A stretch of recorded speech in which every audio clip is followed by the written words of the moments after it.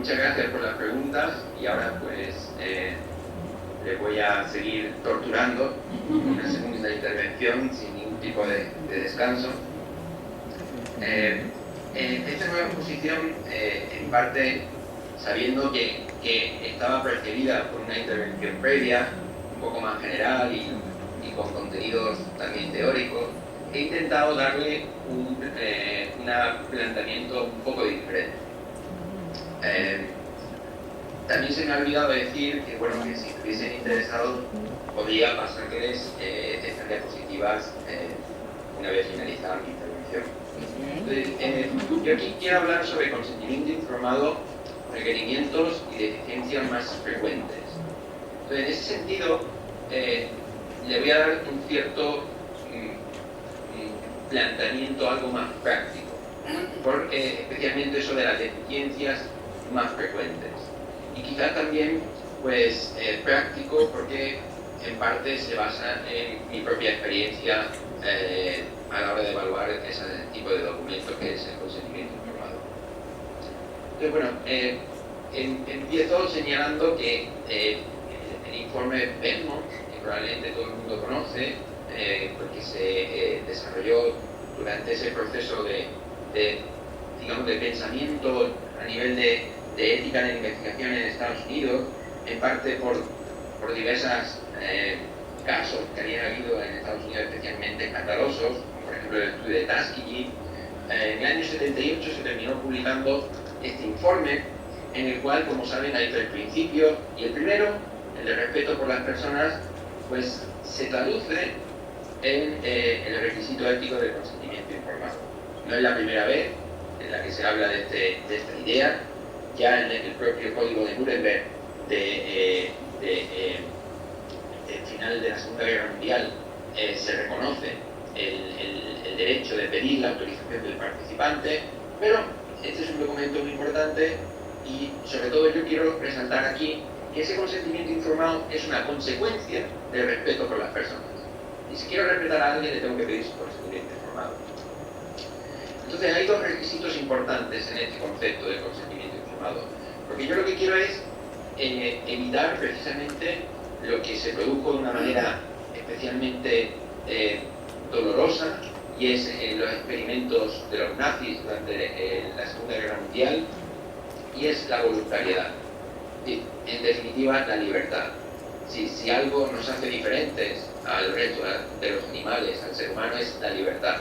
Por tanto, si hay un valor que hay que proteger, especialmente es esa libertad, y en ese sentido, pues que toda decisión que yo tome en mi vida pueda ser voluntaria. Pues bien, para que eso sea voluntario, hace falta dos cosas. Hace falta que yo tome, a mí se me dé la oportunidad de dar mi consentimiento. Es decir, que yo autorice esa investigación que se va a realizar con mi cuerpo. Pero al mismo tiempo, para que yo tome una decisión adecuada, mi consentimiento debe estar apoyado en una información correcta. Si no, mi consentimiento no sería válido. Y por tanto son dos ideas que yo creo que son importantes. En este sentido, la declaración de Helsinki pues señala que es importante dar una información detallada sobre muchos aspectos. Perdón por la cantidad de texto de la diapositiva, pero aquí señala sobre los objetivos, sobre los métodos, sobre las fuentes de financiación, sobre los posibles conflictos de intereses, sobre las afiliaciones institucionales del investigador, sobre qué beneficios son los que se pueden obtener, cuáles son los riesgos previsibles, las incomodidades derivadas del experimento, las estipulaciones post-estudio y todo otro aspecto pertinente de la investigación. Son muchas cosas las que hay que informar. Y además supone muchas veces un reto el dar esa información de una manera adecuada. Y a veces también algunas de estas cosas que yo estoy leyendo me hacen pensar muchas veces que están ausentes en muchas hojas de información que yo he leído como miembro de un comité de ética. Pero claro, el consentimiento informado puede ser innecesariamente cruel. Es decir, puede darse una situación en la cual realmente el consentimiento informado no es un documento que esté dirigido para informar al paciente por parte del investigador, sino que puede ser más bien un documento que sirva de protección legal del investigador, en parte porque temen posible sentencias que surjan por protesta del sujeto de participación. Eso hace que a veces uno dé una información excesiva, una información irrelevante, que realmente lo que consigue es precisamente lo que se está buscando con la idea inicial de consentimiento informado. Lo que hace es desinformar, o al menos no informa para nada, porque es tan grande la información que se proporciona y tan difícil de entender que el paciente no adquiere esa información suficiente para tomar una decisión. En ese sentido, en el consentimiento informado hay que tener en cuenta los siguientes elementos. A la izquierda en esta diapositiva, pues hay que valorar qué información se proporciona, si hay una comprensión de esa información y que se cumplan requisitos de voluntariedad. En ese sentido, pues hay una serie de preguntas que se pueden hacer para que la información sea adecuada. En primer lugar, ¿de qué se va a informar? ¿Quién va a informar? ¿Cómo se va a informar? ¿Cuándo se va a informar? ¿Y dónde se va a informar? A estas preguntas podríamos decir que ¿de qué se va a informar? Pues hay que dar una información suficiente. Eso muchas veces será difícil de precisar y hace falta el conocimiento, la experiencia de miembros del comité de ética que sepan lo que es suficiente, lo que es necesario para tomar una decisión y lo que sobra, lo que es algo que realmente adorna, complica y sobra en una hoja de información. Es decir, que a veces la información que se proporciona a los participantes es excesiva e innecesaria. Es una información que sobra. En otros casos puede darse lo contrario, y es que la información sea insuficiente. Es decir, hay elementos necesarios que hay que conocer y que no se están proporcionando en la hoja de información. Luego, por otra parte, está quién debe informar. Y aquí pongo la persona adecuada. Si a veces hay investigadores muy ocupados que no disponen del tiempo suficiente, delegan las funciones de informar, y esa delegación tiene que recaer sobre una persona suficientemente preparada para informar de una manera correcta, de una manera adecuada y con conocimiento. Es decir, no se puede delegar a cualquier persona. Y debe constar quién ha informado a esa persona en la hoja de firma de ese consentimiento. En tercer lugar, ¿cómo? En cómo me quiero referir a cuáles son las condiciones idóneas en las que se debe informar.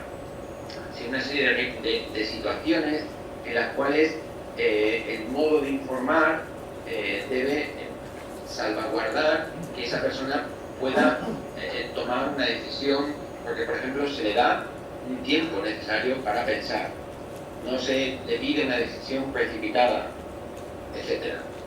¿Cuándo? Como pongo aquí, hay que informar en el momento correcto.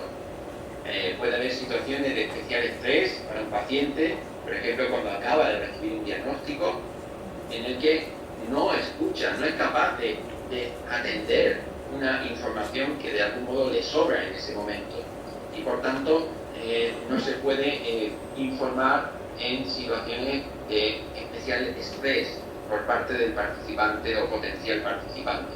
Esto evidentemente se complica en determinadas investigaciones en las cuales, por las propias características del estudio, el paciente va a estar en una situación de estrés, pero es algo que hay que tener en cuenta. Y luego el lugar, ¿dónde? Y aquí señalo un lugar conveniente, un lugar que en cierto modo refleje ese fundamento que busca el consentimiento informado, que es el respeto del sujeto. ¿Eso qué significa? Respetar al sujeto, que no se le puede informar en cualquier sitio, de cualquier modo. Si no se le puede informar en un pasillo, en una sala con otras personas, hay que salvaguardar esa privacidad, ese respeto a la intimidad de la persona, que de algún modo a veces está preservado cuando se realiza en un lugar adecuado. Bien, Luego también hay una cuestión importante que es, como he dicho, el tema de la comprensión de la información. Hay una serie de características que estoy poniendo en la pantalla que son importantes a la hora de conseguir que esa persona no solamente sea informada, sino que yo me asegure que esa persona comprende. Que es necesario la claridad en el lenguaje, el modo en el que se redacta la hoja de información, que sea muchas veces en el lenguaje más directo, la voz activa, no es pasiva, que por lo menos en España muchas veces resulta muy retórico y difícil de entender. Siempre es mejor utilizar frases cortas que muy largas, un vocabulario que nos lleve a un malentendido, porque puede tener distintas interpretaciones, por tanto que sea unívoco. Luego, evitar siglas, evitar nombres científicos. A veces se puede poner ejemplos. Por ejemplo, cuando se va a solicitar una de sangre, pues ¿qué quiere decir 10 mililitros de sangre? Okay. Ese tipo de cuestiones hay que tenerlas en cuenta. Y luego hay otros elementos que hay que valorar que pueden determinar la comprensión y por tanto qué información hay que dar en función de los factores culturales, el nivel intelectual, el tiempo que se va a dedicar, etc. Tenemos que evitar ese lenguaje exculpatorio en el que de algún modo el investigador intenta quitarse esa responsabilidad y dejarla en la decisión del participante. Y eso es una cosa que hay que preservar de que jamás se dé. En ese sentido, por tanto, hay que tener en cuenta en esta pirámide como el nivel sociocultural, el nivel de conocimiento, el grado de motivación, la complejidad del ensayo y el vocabulario como aspectos al redactar un consentimiento y una hoja de información. Estas son cuestiones que deberían saber el investigador, que desgraciadamente muchas veces las hojas de información que llegan a los comités de ética no las cumplen y que obliga por tanto al comité de ética a matizar, a criticar, a corregir y a devolver esa hoja de información para que sea realmente un documento que informe y que por tanto respete al sujeto de investigación, informe y le haga comprender. Pongo aquí, por ejemplo, una cuestión que es importante, que es cómo se debe informar sobre los riesgos. A la izquierda de la diapositiva, pues en primer lugar, es importante recordar qué significa riesgo. Riesgo es probabilidad de daño. Eso quiere decir que, por tanto, siempre hay una probabilidad de que se produzca un daño. Lo que sí tendremos que conjugar es los tres aspectos que aparecen a modo de preguntas. ¿Cuál es la probabilidad de que se produzca ese daño? ¿Cuál es la magnitud del daño? ¿Y cuál es la duración de ese daño? Es decir, en un ensayo incluso fase 1 cabe la posibilidad de que se produzca un daño con una magnitud muy elevada. Lo único es que la probabilidad de que ocurra ese daño tiene que ser baja. Estos conceptos hay que expresarlos muy bien en la hoja de información, y que el paciente entienda qué significa que cuando ese lenguaje que yo decía antes que tiene que ser unívoco, pues qué significa, por ejemplo, cuando se dice que un determinado daño es poco frecuente. Ese concepto no es unívoco. Por poco frecuente se pueden entender cosas diferentes dependiendo de quién lo esté escuchando, quién lo esté leyendo. Luego, además del daño, como he leído antes en la hoja del documento de la declaración de Helsinki, también hay que tener en cuenta las posibles molestias e incomodidades que se derivan de una investigación. No son propiamente daños, pero sí son cuestiones que son importantes para el sujeto de investigación. Es decir, cosas que pueden parecer triviales, pero el tiempo que yo voy a tener que estar contestando un cuestionario, o, por ejemplo, el tiempo que me va a suponer el tener que ir a una determinada prueba clínica adicional por el hecho de participar en el ensayo.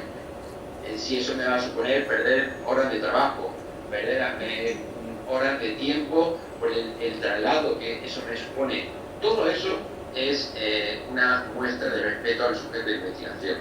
Y luego, a la derecha de la diapositiva, lo que pongo es distintos tipos de daño, porque normalmente cuando hablamos de daño nos centramos en el primero. en el físico. Pero también hay que tener en cuenta que, al menos a nivel teórico en general, en cualquier investigación también puede haber daños de tipo psíquico, daños de tipo legal o incluso económico, es decir, en el cual uno le pueda repercutir de manera negativa. Y luego además también hay que tener en cuenta que los daños no necesariamente tienen que ocurrir a nivel individual, también pueden ser un daño que ocurra a nivel de una familia o incluso de todo un grupo étnico. Todo depende de cuál es la finalidad de esa investigación.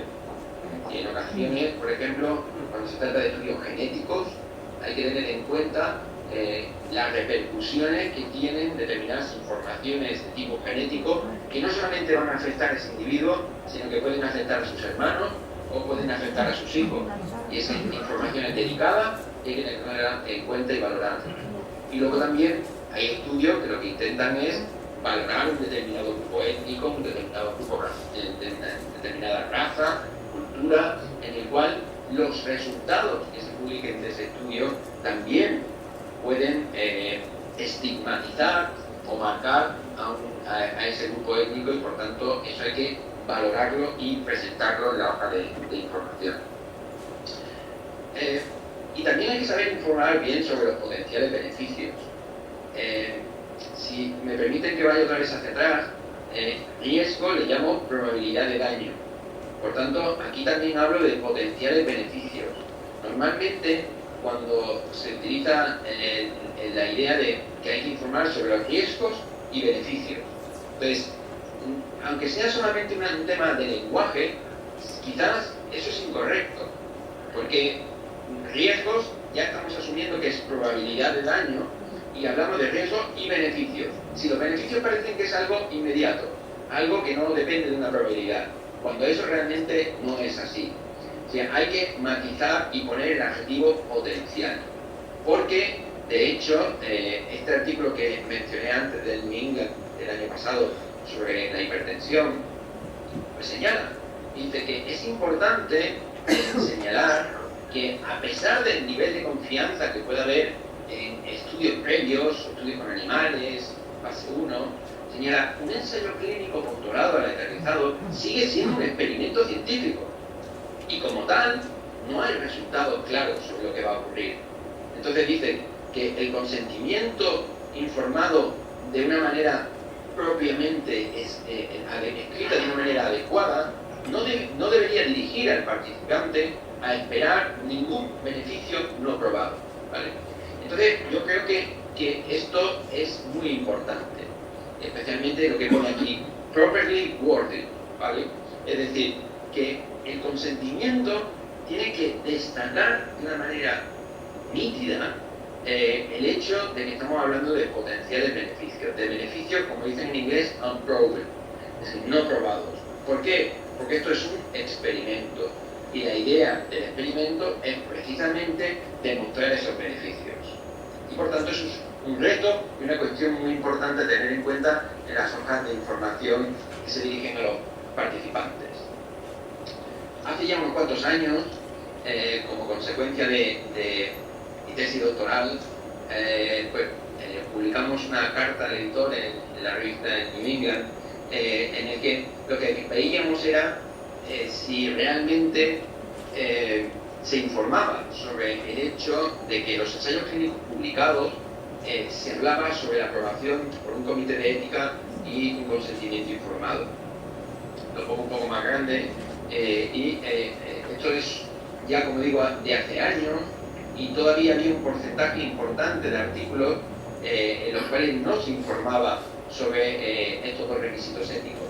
Hoy en día esto ha cambiado mucho, ya sabemos que si alguien quiere publicar un artículo, la inmensa mayoría de las revistas exigen el hecho de conocer que se ha cumplido con ese requisito ético, pero en cualquier caso es algo que tengo que reconocer que todavía en casos muy puntuales, pero se nos ha llegado a presentar como problema en nuestro comité.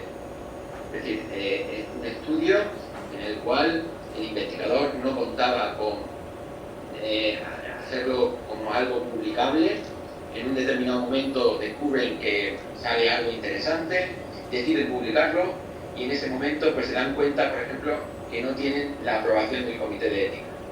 Y que cuando quieren ir a la revista les exige que pongan que recibieron la aprobación del comité de ética. Esto es una cuestión, como digo, poco frecuente, pero que a veces genera una situación violenta por parte del comité, porque recordemos que el comité forma parte de la misma institución de ese investigador, que normalmente es una persona de prestigio, y es una situación difícil de resolver. En ese sentido, una cosa que nosotros vimos a partir de esa revisión que realicé de 767 ensayos clínicos publicados, lo que vimos es que normalmente la calidad metodológica va unida a la calidad ética. Y cuanto más calidad metodológica tenían los ensayos clínicos publicados, más información se daba también sobre los aspectos éticos. Aquí, por ejemplo, pues pongo algunos de esos aspectos metodológicos, ¿no? La secuencia de enmascaramiento de la aleatorización, o que se justificase o no que los ensayos clínicos no eran ciegos, ¿no? Todos ellos, en toda la tabla se demuestra que se informaba mejor sobre los aspectos metodológicos cuando se informaban mejor de los aspectos éticos también.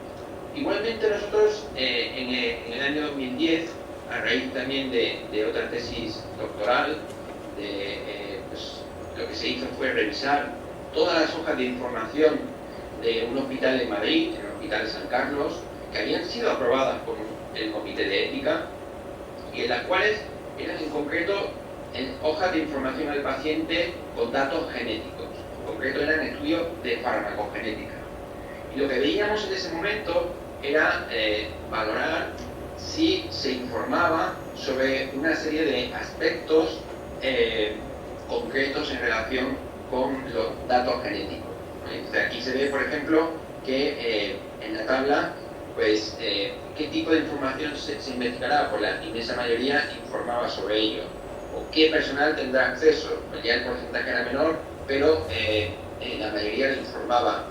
Por ejemplo, el punto sobre comunicación o no de los datos al sujeto, ya el porcentaje bajaba al 70%. La cesión de datos genéticos a terceros se quedaba en el 54%, etcétera. No voy a saturarles con datos, pero la idea que quiero transmitir es que si uno se pone a analizar la calidad de las hojas de información que reciben los pacientes, incluso cuando son aprobadas por comités de ética, tienen deficiencias. Es decir, hay elementos sobre los que en teoría habría que informar. En concreto, además, aquí en la tabla mencionamos algunos artículos porque están recogidos en la propia legislación española y, sin embargo, no se informan. Por tanto, volviendo a esas primeras diapositivas en las que hablamos de información, comprensión, voluntariedad, a veces la información que se proporciona no es suficiente.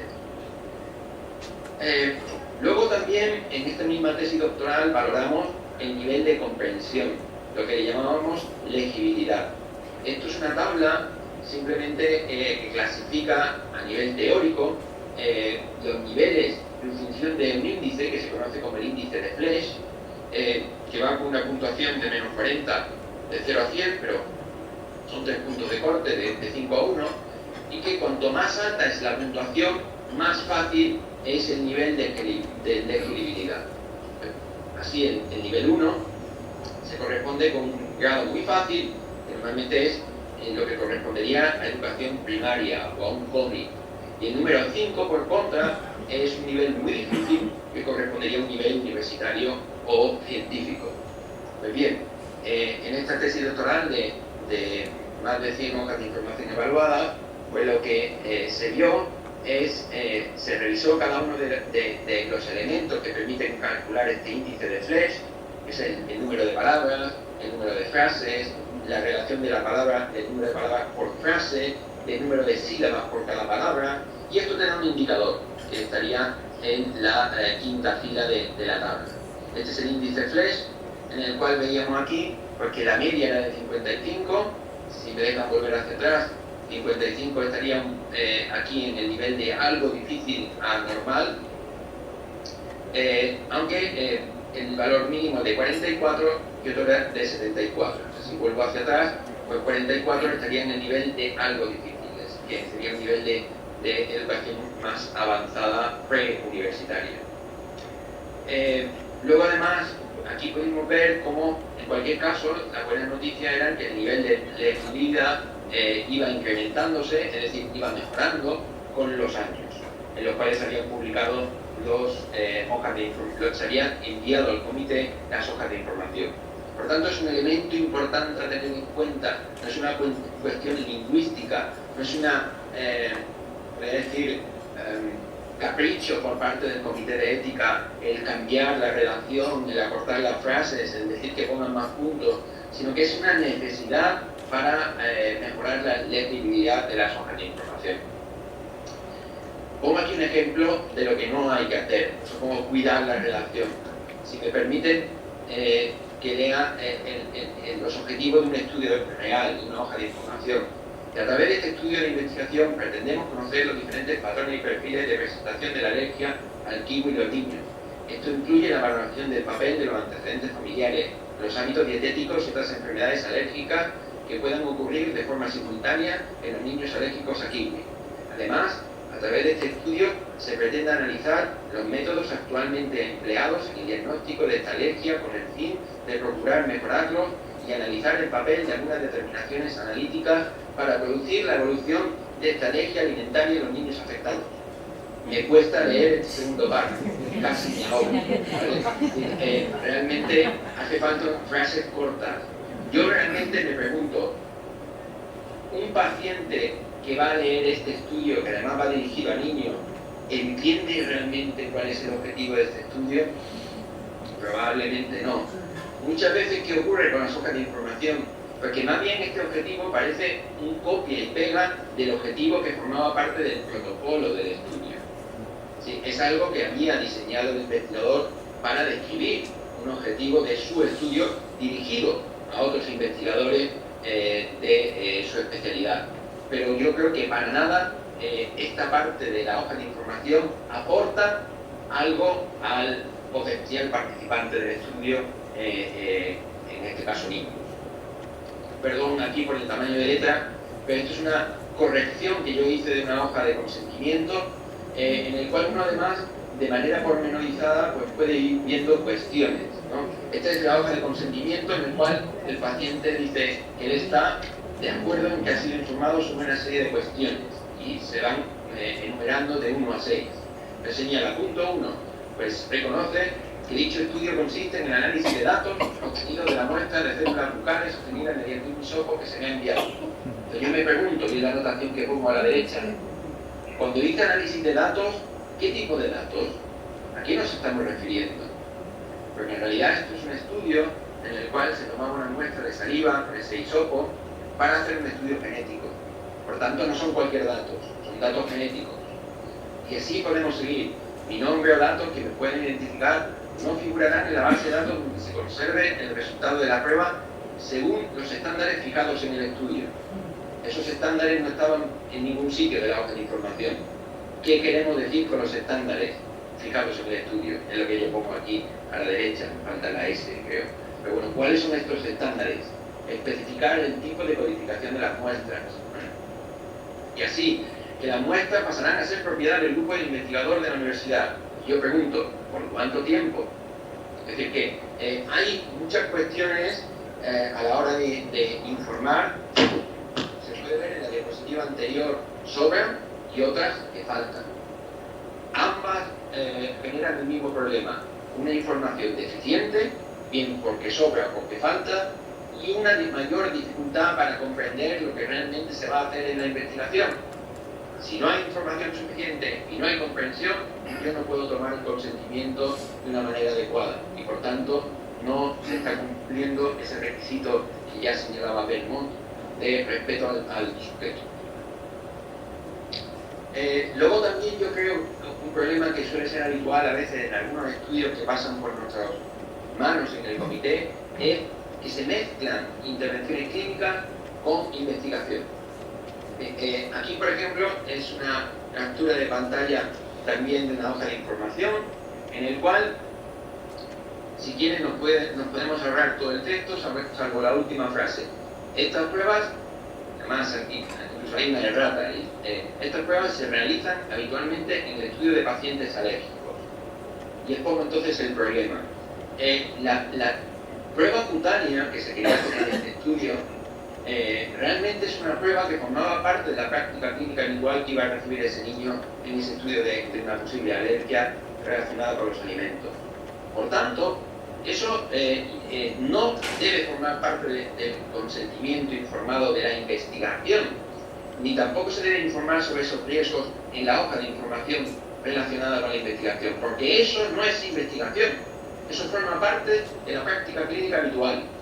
Lo que se quería hacer en este estudio era luego recoger una muestra y ver unos marcadores de la reacción alérgica a esos alimentos, y esa es la parte de la investigación. Esas muestras además se iban a almacenar en un biobanco, y eso tiene su propio riesgo y sus propios potenciales beneficios, pero no algo que forma parte de la práctica clínica, porque al final lo que hacemos es, insisto de nuevo, confundir al potencial participante de una investigación cuando estoy mezclando cosas que forman parte de la práctica clínica y que voy a hacer en cualquier caso participen en el estudio, y cosas adicionales que no son necesarias que forman parte de una investigación.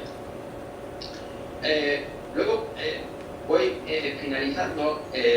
Hay todo un campo en relación con el consentimiento informado que yo llamo excepciones al consentimiento por escrito tradicional.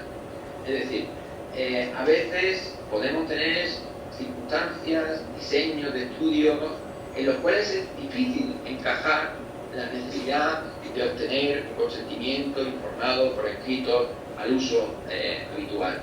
Por ejemplo, aquí señalo en primer lugar los estudios observacionales, los estudios epidemiológicos que cada vez pueden ser más frecuentes con la disponibilidad que tenemos del Big Data.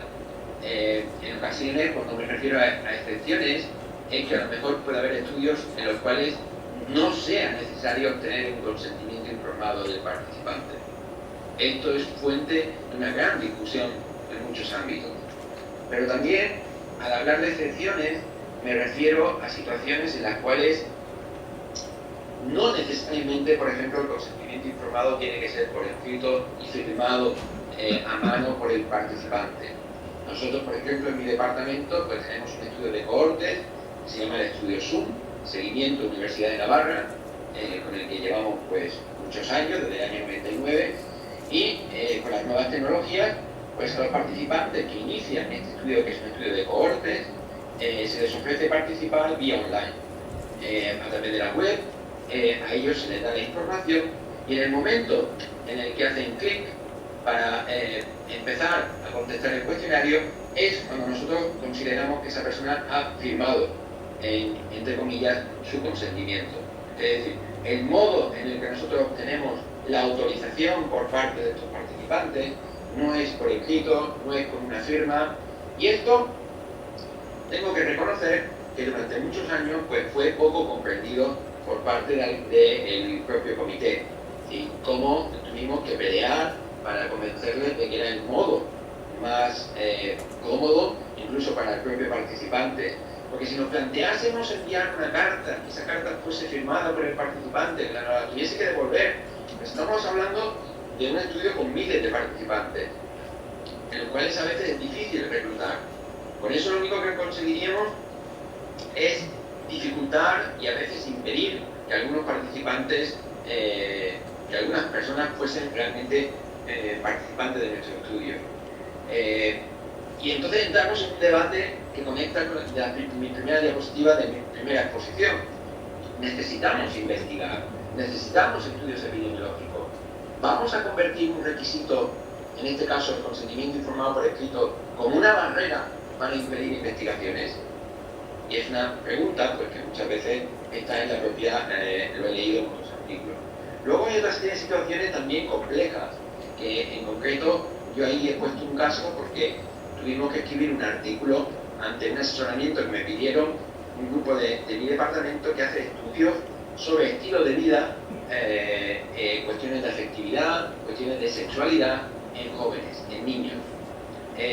Entonces aquí se plantea a veces una cuestión problemática, y es si hay situaciones en las cuales no es necesario tener la autorización de los padres para entrevistar a los hijos menores de edad, cuando están en un colegio, están por la calle, es por internet, cuando realmente es a veces muy difícil y otras veces es imposible tratar determinadas cuestiones planteando primero que se quiere tener el consentimiento informado de los padres.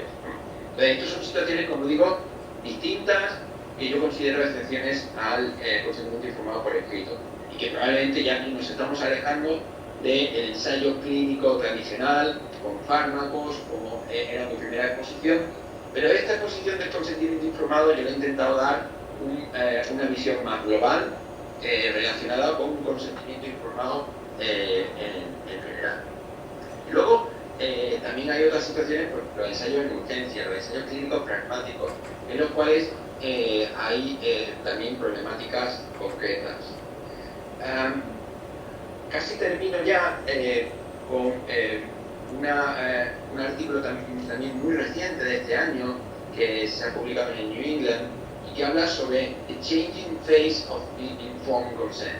Es una serie de artículos, y en este en concreto habla sobre que esto del consentimiento informado, señores, gracias a las nuevas tecnologías, está cambiando.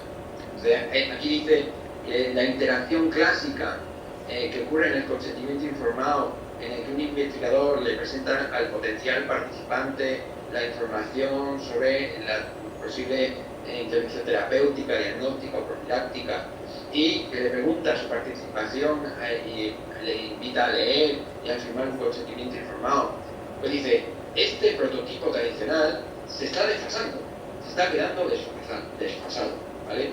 Esto, cuando yo lo leí, pues me recordó pues eso que nosotros veníamos durante un tiempo realizando con ese consentimiento diferente que obteníamos en el estudio de cohortes observacional del SUM, ¿no?, del seguimiento de la Universidad de Navarra. En esta serie de artículos ya hablan de un concepto nuevo que es el e-consent, del consentimiento electrónico. Y ahí señalan, por ejemplo, una aplicación que le llaman el Research Kit, en el cual pues explican todo un proceso en el cual, gracias a esa aplicación, pues consiguieron la participación de miles de sujetos. Y es verdad, a la hora de hablar de consentimiento electrónico, porque guarda una serie de características que son diferentes al consentimiento informado tradicional en papel. Y es lo que representa esta tabla. En la primera columna tenemos una serie de características relacionadas con el consentimiento informado en papel, y en la derecha las cuestiones relacionadas con el consentimiento informado electrónico digital.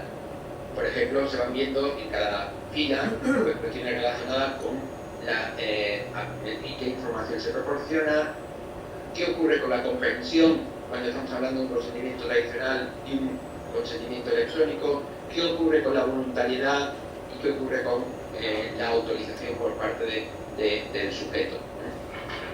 Y señala, por ejemplo, si hablamos a la hora de qué información se proporciona, pues en un consentimiento tradicional la información está por escrita, normalmente en un papel, y la discusión sobre esa información pues ocurre durante la entrevista oral, que tiene lugar cara a cara con el investigador. Sin embargo, en el modelo de consentimiento informado, pues esto cambia radicalmente. La información que se puede proporcionar incluso puede ser más completa. Puede haber información que es multimedia, puede haber vídeo, puede haber información que sea interactiva. Incluso también pues puede haber una comunicación remota entre el investigador y el participante que no sea tampoco puntual a lo largo del tiempo. En ese sentido, el consentimiento informado electrónico guarda una serie de ventajas en relación al consentimiento informado habitual. Luego, lo mismo pasa con la comprensión. Cuando la comprensión en el tradicional pues, es ese diálogo que se establece en el momento en el que se pide el consentimiento, sin embargo, en el electrónico hay una interacción con el sujeto. Y así podría seguir comentando cuestiones relacionadas con la voluntariedad.